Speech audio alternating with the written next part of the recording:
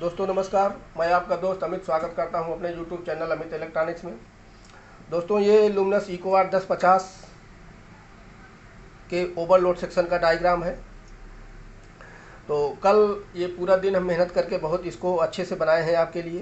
प्रयास हमने यही किया है कि आपको अच्छे से समझाया जाए ओवरलोड। अपनी तरफ से हमने पूरी मेहनत किया है, आपको अच्छे से समझाने का प्रयास भी हम कर रहे हैं। तो ओवरलोड सेक्शन इसका बहुत बड़ा बनाया गया है। LM358 के अगल बगल इतने सारे कंपोनेंट्स लगे हुए हैं। इससे ओवरलोड जो मुख्य जो कार्य करता है इसका ये LM358 है। फिर ये 3 ट्रांजिस्टर हैं। तो ये सब जब ख़राब होते हैं तो ओवरलोड होता है। तो हमने अपनी तरफ से पूरी मेहनत किया है और अभी ये ऐसा वीडियो ऐसा डायग्राम आपको YouTube पे नहीं मिलेगा। ये पहली बार है, आप कहीं भी आप चेक कर लीजिएगा। तीनों ट्रांजिस्टर के बोल्ट हमने यहाँ लिख दिए हैं। आप इसका स्क्रीनशॉट ले सकते हैं अच्छे से। एक बार में नहीं आ रहा है तो आप 2 बार में ले लीजिए, पूरा देख लीजिए।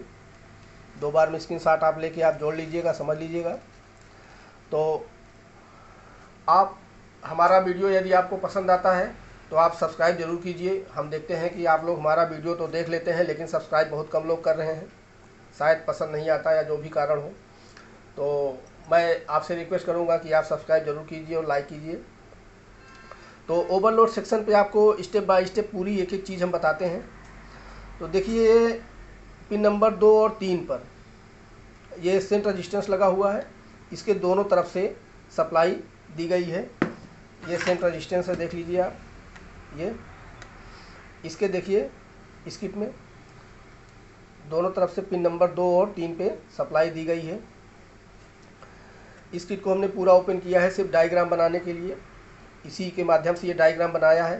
कैसे कैसे कहाँ से कहाँ ट्रैक गया है, सब पूरा एक एक ट्रैक हमने खोज करके ये डायग्राम बनाया है।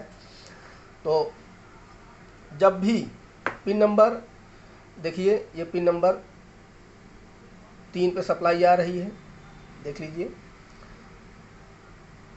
और ये इस तरफ से पिन नंबर 2 पे सप्लाई आ रही है।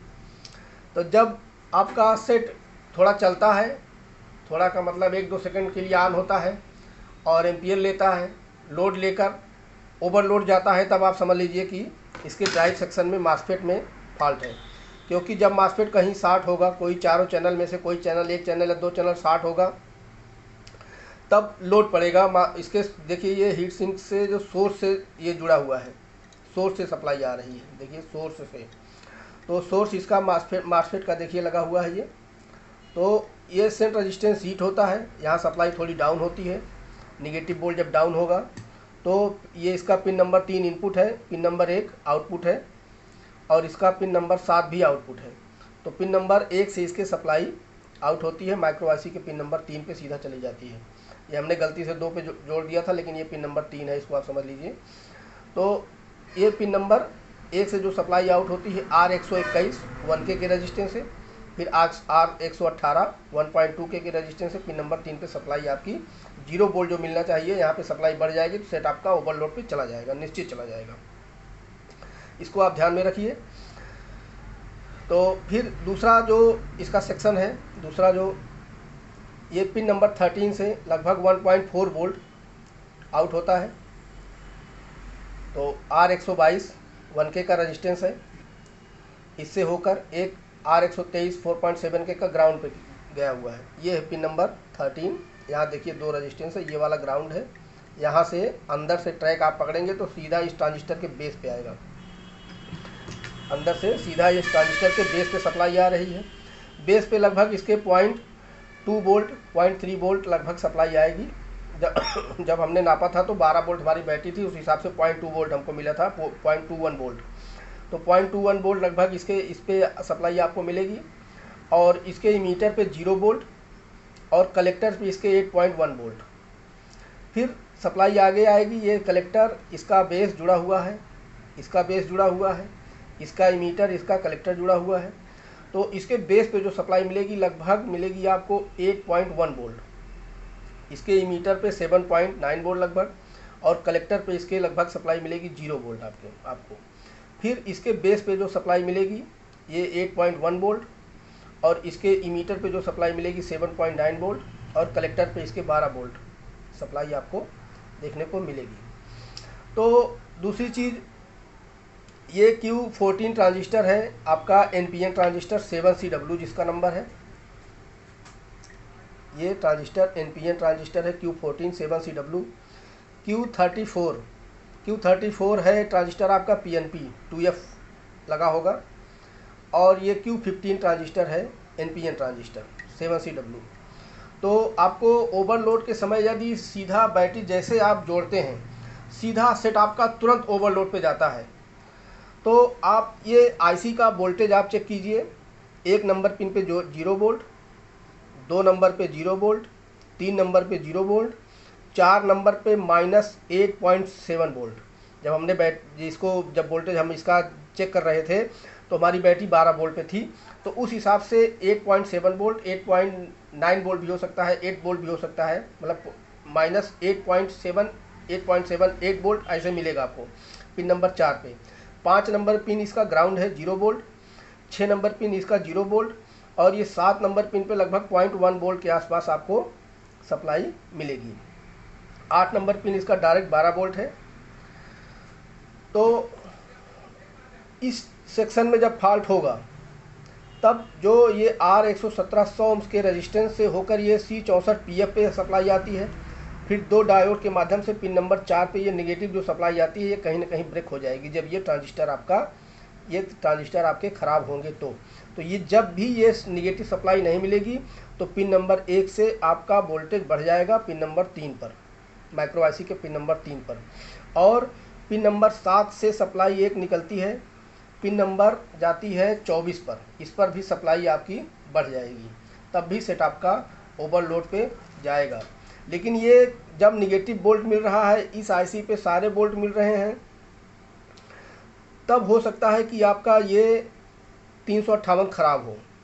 लेकिन उससे पहले आपको चेक करना है, जो मेन चेक करना है ये R2 रजिस्टेंस, R2 1K।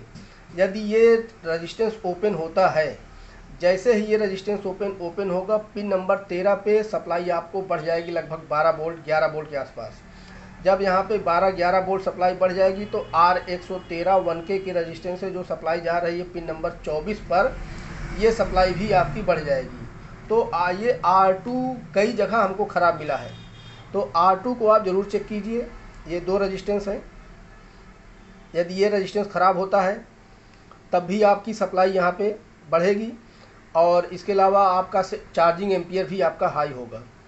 ये डायोड यदि शॉर्ट होता है तो भी आपको यहाँ पे सप्लाई निगेटिव सीधा पहुँच जाएगी शॉर्ट होने के बाद, तब भी आपको इस IC में आपको वोल्टेज अप डाउन हो जाएंगे।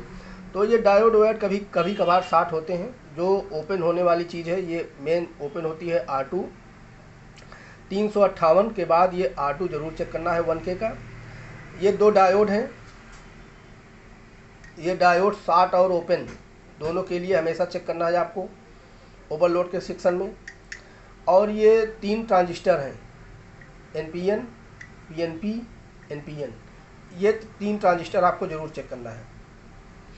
यदि ये सारी शर्तें लागू हो रही हैं, इस पर सब वोल्टेज सही आ रहे हैं, तब आप मान के चलिए कि यहाँ पे वोल्टेज अगर अप डाउन हो रहा है पिन नंबर 7 पे, तो निश्चित रूप से इस सेक्शन में फॉल्ट है। ये 2 कंपोनेंट्स केवल R113 और R2 1K, तो इनको आपको ज़रूर चेक करना है। तो ओवरलोड के लिए आपको पिन नंबर 3 पे या पिन नंबर 24 पे जब भी वोल्टेज बढ़ेगा आपका सेट ओवरलोड पे जाएगा। या यहाँ से सप्लाई निकल रही है लेकिन ये रेजिस्टेंस यदि ओपन हो जा रहा है, R122 डाई सोल्डिंग हो रहा है या ओपन हो रहा है, तो इस ट्रांजिस्टर के बेस पे सप्लाई नहीं आएगी, तो ये ट्रांजिस्टर आपके वर्क नहीं करेंगे तीनों, तब भी आपका सेट ओवरलोड पे जाएगा। तो ओवरलोड में टोटल इतना चीज़ है, बहुत ज़्यादा आपको परेशानी नहीं है। केवल जो चेक करना है आपको, आप R2 चेक कर लीजिए 1K के लिए, R113 चेक कर लीजिए 1K के लिए, ये डायोड शॉर्ट और ओपन के लिए चेक कर लीजिए। 2 डायोड हैं ये, 2 डायोड हैं ये शॉर्ट और ओपन के लिए चेक कर लीजिए। ये 3 रजिस्टेंस हैं, आप इनको चेक कर लीजिए। बस टोटल इतने ही हैं लगभग। इसमें ये रेजिस्टेंस भी आपको चेक करना है R122। टोटल इतने ही फॉल्ट हैं। यदि ये सब आपने चेक कर लिया और सब ओके हैं, फिर भी आपका सेट ओवरलोड पे जाता है, तब रेयर केस 1-8% केस में आपकी ये माइक्रो आईसी फॉल्ट होती है। क्योंकि अभी तक हम जब से इकोवाट पे काम कर रहे हैं, एक सेट में हमको माइक्रो आईसी के फॉल्ट की वजह से ओवरलोड पे मिला है। तो आप इस डायग्राम का स्क्रीनशॉट आप ले लीजिए और इसको अच्छे से आप समझिए। वीडियो आप पूरा देखेंगे तभी आपको समझ में आएगा, और वीडियो यदि स्किप करके आप देखते हैं तब आपको उतना अच्छा समझ में नहीं आएगा। फिर बाद में आप कमेंट करते हैं। हमने ये ट्रांजिस्टर के बेस कलेक्टर इमीटर पे कितना वोल्ट है हमने वो भी लिख लिया है। तो आप इसका स्क्रीनशॉट लेकर एक पेज निकाल के आप इसको रख लीजिए। और यदि हमारा वीडियो पसंद आता है तो आप सब्सक्राइब ज़रूर कीजिए और लाइक कीजिए, शेयर कीजिए। बस आज के लिए बस इतना ही। Thank you.